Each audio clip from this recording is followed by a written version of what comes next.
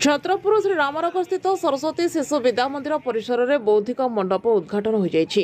मुख्य अतिथि भाव राज्य सरकार वाणिज्य परिवहन खनि और इस्पात विभाग मंत्री विभूतिभूषण जेना जोगदे उद्घाटन करने सहित छात्र छात्री बौद्धिक विकास और उत्तम भविष्य प्रेरणा प्रदान करते। सम्मानित अतिथि भाव छत्रपुर विधायक कृष्णचंद्र नायक और छत्रपुर विज्ञापित अंचल परिषद अध्यक्षा शर्मिष्ठा प्रधान जोगदे निज निज वक्तव्य प्रदान करते। जी जहाँ निष्पत्ति नेब ताहा सठिक भाव निय एवं एही सफलता पाइबा पई कठिन परिश्रम कर। ए अवसर में विद्यालय सभापति उपेन्द्र महांती अध्यक्षतार एक उद्घाटनी समारोह कार्यक्रम अनुष्ठित होता।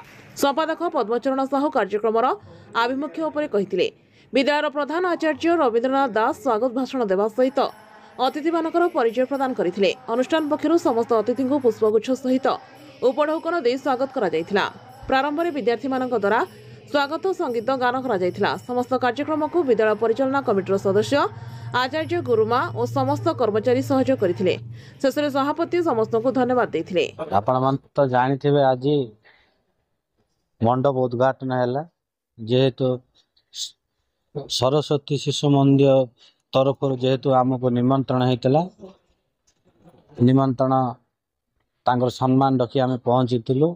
आपण तो सब कथा विभूति भाई प्रांजल भाव बुझे थे। अधिक कह कौन अच्छी सरस्वती शिशु विद्या मंदिर छत्रपुर आज बौद्धिक मंडप उन्मोचन थिला।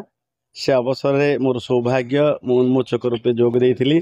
मो सहित माननीय विधायक छत्रपुर कृष्ण भाई एवं आमर शर्मिष्ठा प्रधान जे कि छत्रपुर यूनिवर्सिटी चेयरमैन भी थिले।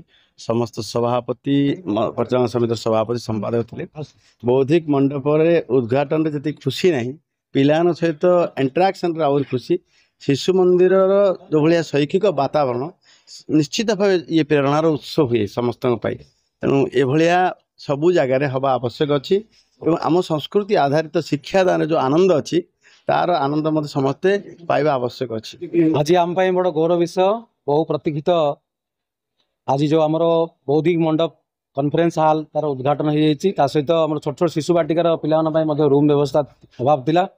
छत्रपुर सहर गोटे आदर्श अनुष्ठान भाव में अनुष्ठान सुपरिचित तथापि किसी अभाव असुविधा थिला।